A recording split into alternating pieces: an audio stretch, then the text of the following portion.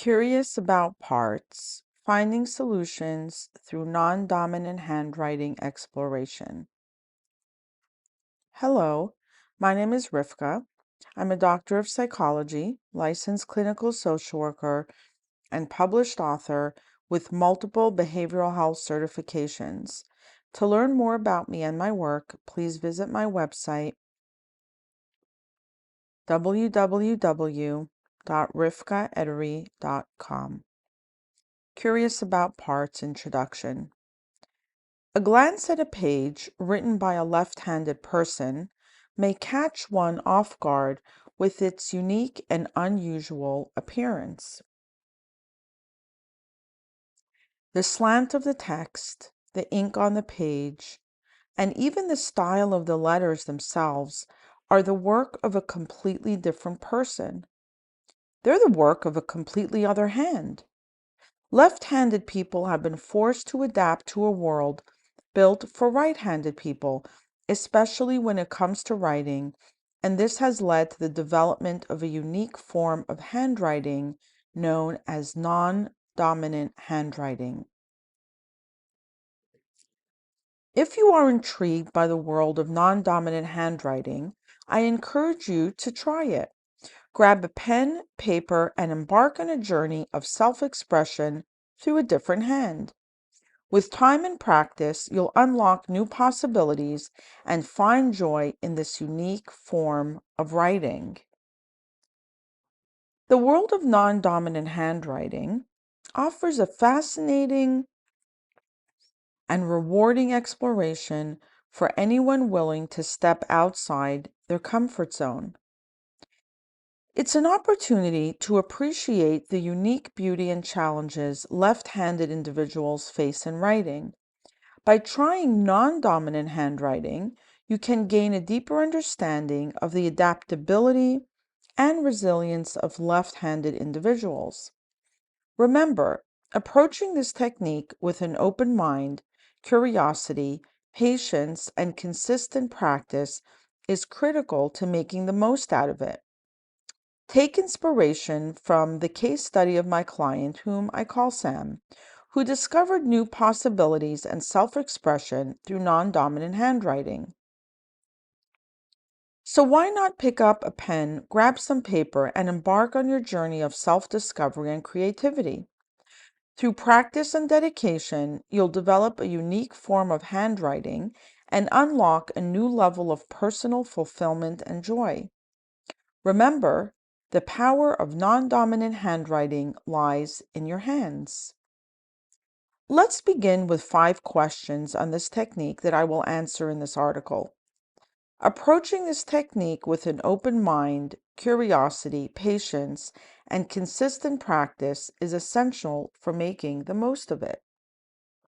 The first question we'll explore is, how does non-dominant handwriting facilitate parts exploration that might otherwise be less accessible? Question 2. What advantages engaging with your vulnerable parts using non-dominant handwriting? Question 3. In what ways does non-dominant handwriting enhance psychological flexibility? Question 4. What are potential instances of impactful solutions within the realms of oneself that are often beyond reach? Question 5. How can non-dominant handwriting help establish a connection with different parts of yourself?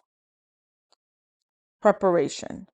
To start, let's extend a warm welcome and an invitation for communication to any parts within you that might be looking for expression.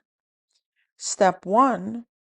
Creating a safe and supportive atmosphere is essential for these exercises, so consider your environment. Step 2. Divide a sheet of paper into 2 columns. On the left side, write the question with your dominant hand. Transfer the pen to your non-dominant hand, and in the right column, write the answer. Try not to judge or edit yourself. The writing and language will sound different from your regular voice. This approach unlocks opportunities for exploring novel ideas and accessing deep emotions. 3. Start with brief sessions, extending the duration as you grow more comfortable and acquainted with the process. Step 4. Direct your focus towards any thoughts, emotions, or memories that arise. Imagine placing negative judgments on leaves in a stream and letting them float away. 5. It's essential to seek professional guidance when dealing with emotional difficulties. Consider contacting a therapist or trusted friend if you need support. The first question: how can using non-dominant handwriting help you access parts of yourself that are not accessible through other methods? According to IFS, that's Internal Family Systems Therapy, we are multimodal, not just one mind. Identifying the influences of different parts of your mind has a few key benefits. A prime example is decision making. Knowing these influences gives you the power to choose. Non-dominant handwriting is one method that can help you access these less visible parts of yourself. Have you ever experienced sudden insights or inspiration? It could be your pre-conscious mind at work. Would you be interested in discovering how to tap into this hidden realm of your mind? Take a moment to think about how your unconscious mind affects your emotions, dreams, and automatic behaviors. Do you notice any patterns or recurring themes in these areas of your life? Have you observed any internal conflicts or contradictions? Exploring the various facets of your mind can help you comprehend and reconcile these opposing aspects. Do you feel more connected to certain parts or disconnected from them? Analyzing SAM, a study of the 5 critical questions. I will use a case study featuring Sam to answer the 5 questions. What are the rewards of connecting with your vulnerability through non-dominant handwriting? I helped a client, whom I'll call Sam, struggling with a recurring romantic issue. At first, Sam seemed like a desirable partner. His partners described him as charming, intelligent, engaging, and so affectionate. However, he would always pull away after a short time in every new relationship. Despite being middle-aged, Sam felt confused about why he kept repeating his actions, keeping him single and childless. He spoke well of his partners. During this process, he connected with an inner child who expressed the need to approach and withdraw to avoid his fear of abandonment and lack of trust. Through this cathartic experience, Sam could awaken a vulnerability he had been avoiding. He even showed me his tear-stained handwriting.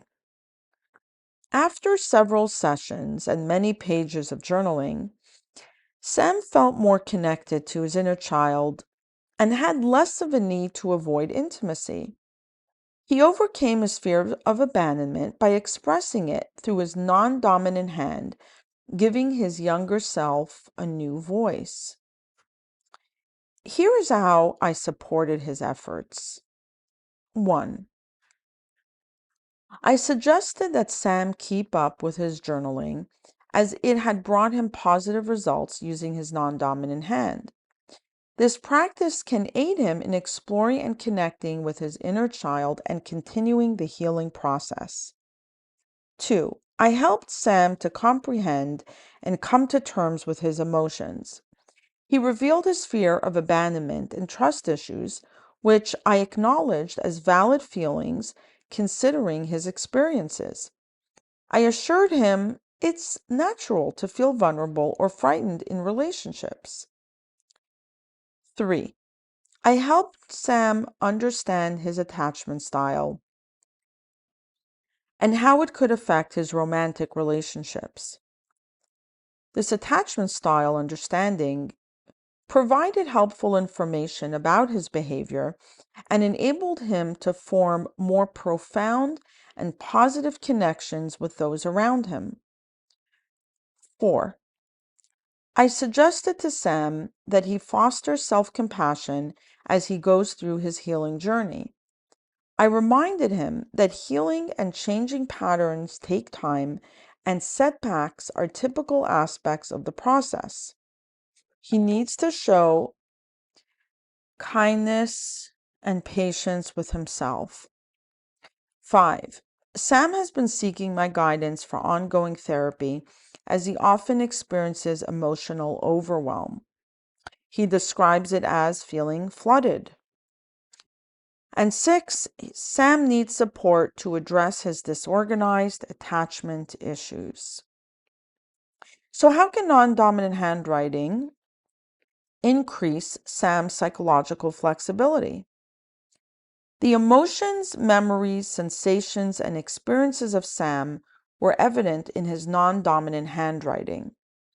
Using this technique, he could communicate with parts of himself that he may not have been able to reach otherwise.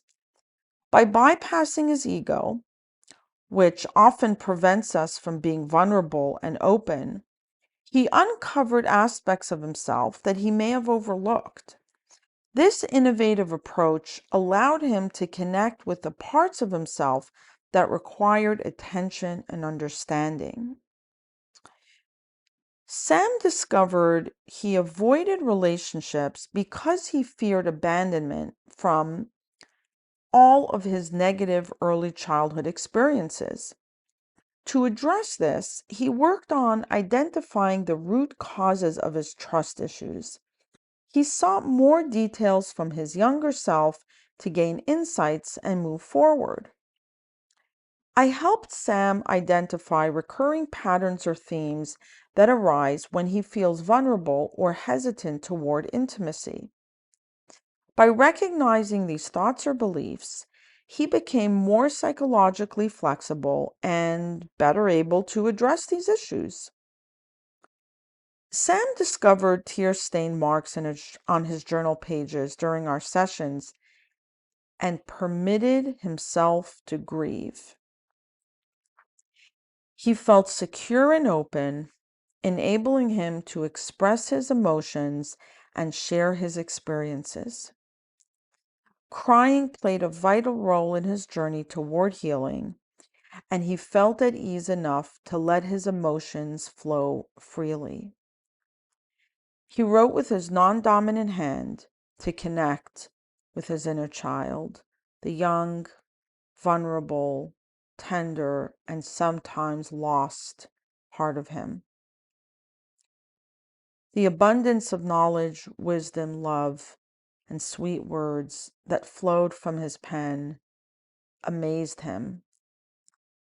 He used the insights and solutions gained from this practice to find answers to lifelong questions he'd been seeking. I reminded Sam about the writing technique that promotes self-reflection and introspection. It is essential to approach the source of your answers, which come from parts of your unconscious mind, with an open, curious, and compassionate mindset. By relaxing and activating that connection, you have a more loving, intimate relationship with the parts sending you this information. They often present this information as thoughts, emotions, and felt experiences. The polyvagal theory refers to this as ventral vagal activation, which is the social engagement system of the nervous system. So let's look at the fourth question. What might be some examples of robust solutions within parts of yourself that are out of reach? Sam had been feeling lost for a while, experiencing a disconnection within himself, making it difficult to connect with others. He had attempted various self-help techniques before seeking my help. Each method, in its way, when applied, provided temporary relief, but led him back to that same feeling of disconnection. Despite this, he did not believe exploring his childhood or family history would actually be helpful. Sam's painful experience stemmed from internalizing the critical voice of a parent who always uttered to him when he was in pain, "Oh, just get over it, will you?" I empathically validated Sam's chief complaint. 1. I said to him, "You may feel a sense of disconnection within yourself and struggle to connect with others. This disconnect could lead to feeling lost and unsure of who you are." 2. Despite your attempts at self-help techniques, the underlying feeling of disconnection persists. Sam nodded vigorously. He was feeling understood and heard. I continued, "Unconscious narrative patterns stem from diverse aspects of your psyche. They influence your behavior, perceptions, and comprehensions of the world. 4. These unconscious habits can manifest as repetitive patterns or psychological habits. They may show up and seem to have a life of their own, despite a part or parts of you fighting against it, called repetition compulsion." Here, Sam blushed a bit. This seemed a really accurate reflection of what he just described. 5. The Internal Family Systems Model, IFS, which involves identifying and nurturing the different parts within oneself, is helpful for you. You can see how these parts that are showing up require an inner loving parent to heal and find healthier ways of relating. 6.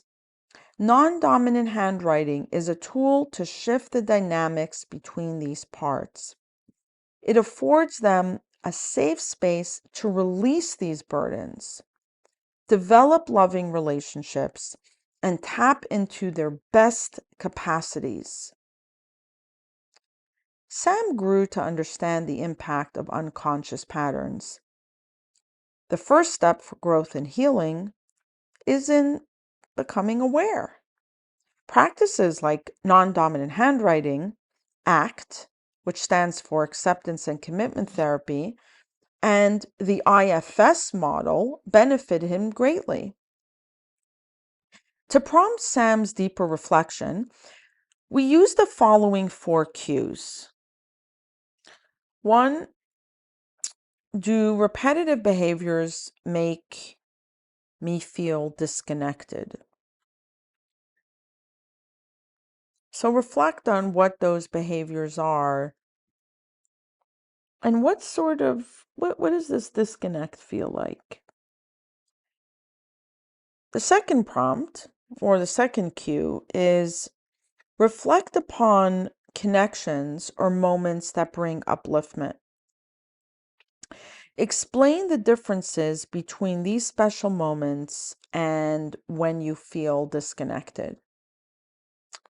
3. I contemplate the relationship between my thoughts and emotions, considering different parts of myself, my multimodal mind. Do I tend to suppress or hide certain aspects of who I am? Instead, I embrace and acknowledge all parts of myself, bringing them into my consciousness. I invite them into my consciousness with radical, loving compassion. This approach helps to improve my overall well-being. And if you want to compare this to the inner critic, which greets everything with almost a self-opposition,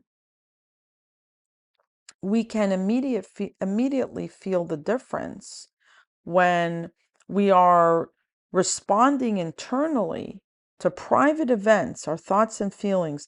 Are we welcoming them with radical compassion, understanding, and empathy, or going against them? A person's overall being rests on that heavily. And the fourth cue is, I am prepared to embrace my role as a loving inner parent who could support and understand my younger parts, such as exiles, protectors, and managers. And another way of saying ego would be these different parts, protectors and managers. So, for example, this internal reparenting dynamic could benefit me by spreading love and kindness to these parts. Let's do a quick case review.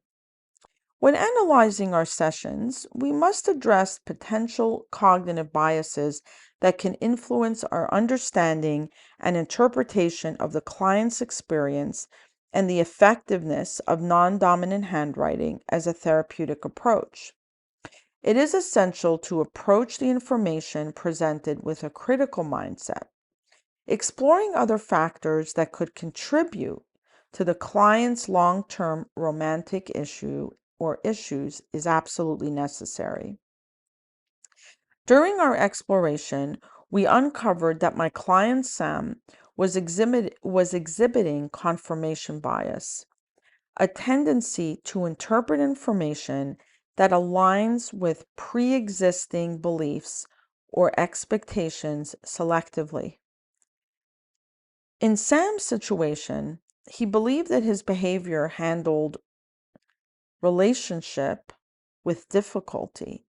Non-dominant handwriting unveiled his inner child's agreement with this belief. However, it's essential to recognize that this bias can restrict one's perspective and hinder the exploration of other contributing factors to the issue.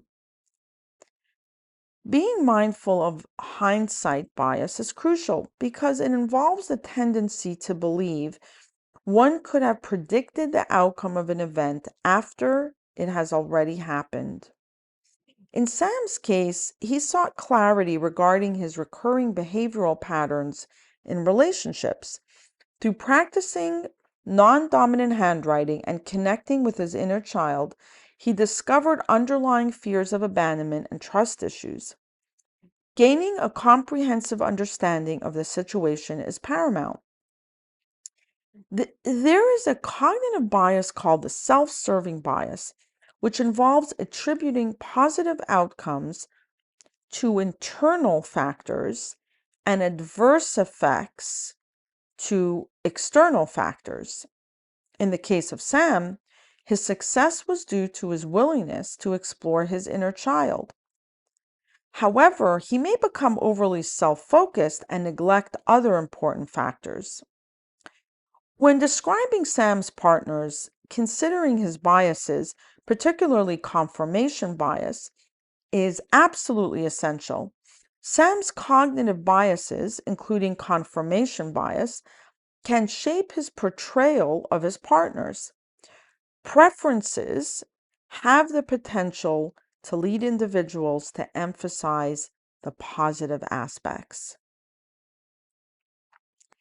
Adopting a skeptical and receptive attitude toward information is crucial to mitigate the effects of cognitive biases.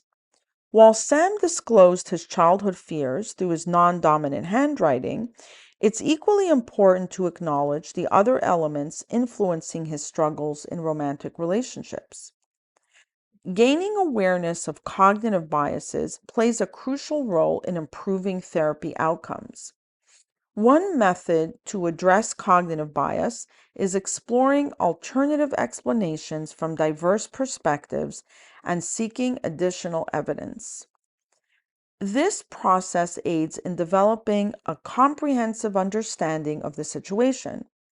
Adopting such an approach can contribute to a more accurate assessment of the potential benefits associated with non-dominant handwriting. The fifth question: how can you create loving awareness and contact with your parts through non-dominant handwriting? Think of a current issue that is causing you distress. Write the title of your dilemma on a sheet of paper. It can be anything that is troubling you. Use your dominant hand. Write the question and direct it to the part of me that would like to speak about this. Take a different colored pen or pencil in your non-dominant hand. Set the timer for 5 or 10 minutes and start writing. It may feel awkward. Your handwriting may be difficult to read, and the language might sound juvenile. After reviewing the answer, take the pen in your dominant hand and thank that part for coming forward and providing a solution.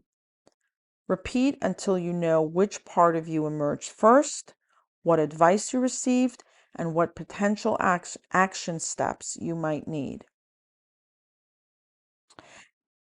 After the writing session, pause momentarily and reflect upon the initial unease or resistance you may have encountered during this exercise. How could embracing this discomfort create pathways for new opportunities and personal growth? Explore the language and tone of the non-dominant handwriting. How does it differ from your usual way of expressing yourself? What insights can you gather from the childlike language and writing style? How might this young perspective offer fresh insights or untapped wisdom? Consider the part of you that first came forward. Reflect on its message and guidance. How does this part relate to your current issue or dilemma? What emotions or needs does it represent? How might acknowledging and honoring this part contribute to your overall well-being? Pause and assess the suggested action steps from your writing. How do these steps differ from your typical approach? What fears or resistance might arise as you consider these actions? In what manner can stepping outside of your comfort zone and embracing these actions unlock new possibilities and foster personal growth? And lastly, reflect on the overall experience. Would you try it again? Why or why not? Let's look at the potential benefits of non-dominant handwriting. 1. Contemplate the unresolved aspects of your life. Which issues or discomforts could your writing assist you in addressing? How might non-dominant handwriting facilitate growth and transformation, offering benefits for personal development? 2. In what ways can this practice enable you to perceive your current issues or dilemmas from a different perspective? What novel insights or possibilities may emerge when you grant your parts the opportunity to express themselves through this unconventional method? 3. Consider releasing the stories held by your parts through non-dominant handwriting. What stories or burdens do your parts carry, and what are they telling you? How can writing these stories offer a pathway to unburdening yourself and crafting a fresh narrative for personal growth and transformation? 4. Explore connecting with your core values through non-dominant handwriting. How might this practice help you align with your cherished values?